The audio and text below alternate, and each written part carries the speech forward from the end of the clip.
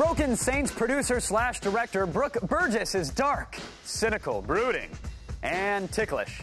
Sorry, we had to lighten things up there a little bit. The Father sent schools to consume me. They defy all reason. And he is deaf to my pleas. I beg of you, tell me why.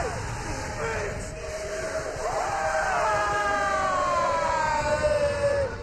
That was part of a Broken Saints episode. It's a dark, politically charged animated web series created by Brooke Burgess, who happens to be here today. Welcome to the show, Brooke. Thank you so much, Sarah. All right, now this creation of yours isn't really, it's not a comic book. Nope. It's not an animated web series. No. What is it? Why is it different than all the other stuff going on? The term that bubbled up was cinematic literature, and I think the birth of that came from the fact that, you know, old school comic books, when they tried to mature, wanted to call themselves graphic novels. And instead of being just a flash comic online, or like you said, just a click-through thing online, people were trying to like define it. It's like, well, it has cinematic sensibilities. It tells a story linearly like a film. Yeah. But it also is very literate. It's very mature and it's very intelligent. We wanted to get that across with the moniker for it. So cinematic literature was born. Cinematic literature. Now, for those of us who aren't as familiar with the series, give me a little background.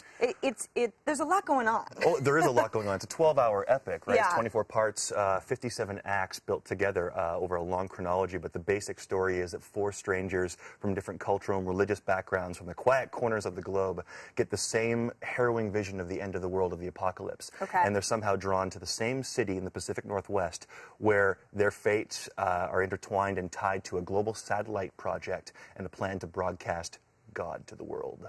Yeah, how did this project start? You guys have been working on this for, what, about 4 years now? Well, yeah, the online version started in January 2001, finished in July 2003, culminated in a win at Sundance Film Festival that year.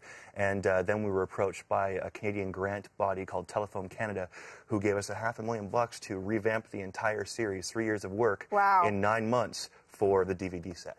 Now, how many people are working on Broken Saints? It started off with just 3 of us in a basement, living on noodles daily for 3 years. Also, my composer cousin helped out on the side as a contractor from Berlin, Germany.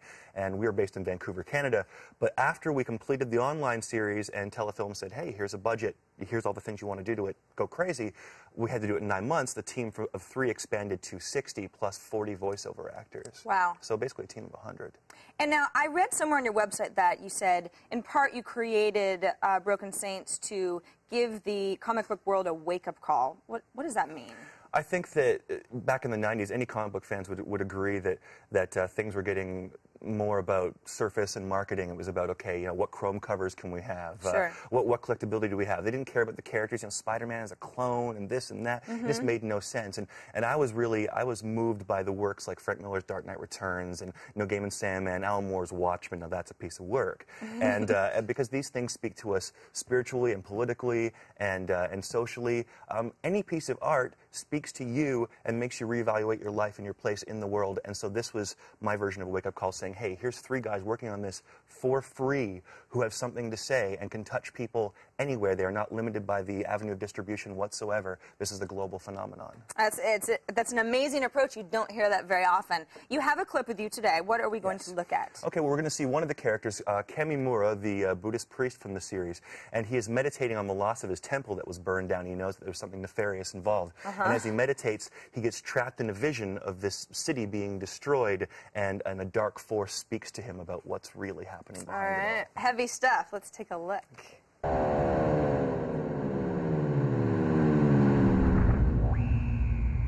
You seek me, priest. I have what you desire. The keys to Nirvana. But you must bring me the 3. The threat to unity. They will not perish in flames.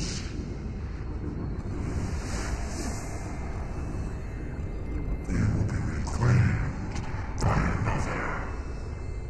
A tribe like yourself, so small and helpless.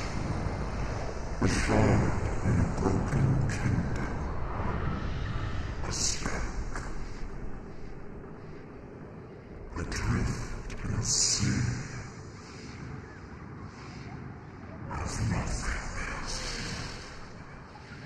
It looks great. Obviously, your heart's in the right place. How are you going to make money off of this project? Yes, the revenue model. Well, what's going on? Are you getting rich here, Brooke? Not yet. That was never the plan, but the parents keep going, so someday, maybe you left EA as a game producer, you can actually make some money. Yeah, tour around the world. Well, the DVD's finished. It's a 4-disc deluxe set. We're negotiating with 3 major studios to do a global retail release. Wow. Mobile, broadcasting, on-demand, pay-per-view, all that nifty stuff. Also in discussions with studios and networks regarding a live-action miniseries version, which was always my dream. Sure. And also going down for a second series of pitches to 3 major publishers for a game version next month. Well, it's very exciting stuff. And it seems like, I mean, when you watch it online, you think, I could see this on television. I could see this as a comic book. You can see a bunch of different mediums that it could transform into. Definitely. And it sounds like people are interested. Well, people can just go to the website and check out the original Flash version. They can purchase the DVD version and get in touch with us because we respond to every single mail we get. All right, Brooke, thank you so much for being here. Thank you. Love it. Broken Saints. For more information on the series and the DVD, visit attackoftheshow.com. We've got all the links for you there. Now, keep all that extra energy bottled up a little while longer because we're going to show you how to get video out of CVS Pharmacy's one-time use camera. Even horrifying and embarrassing video. Oh, God. That wasn't a good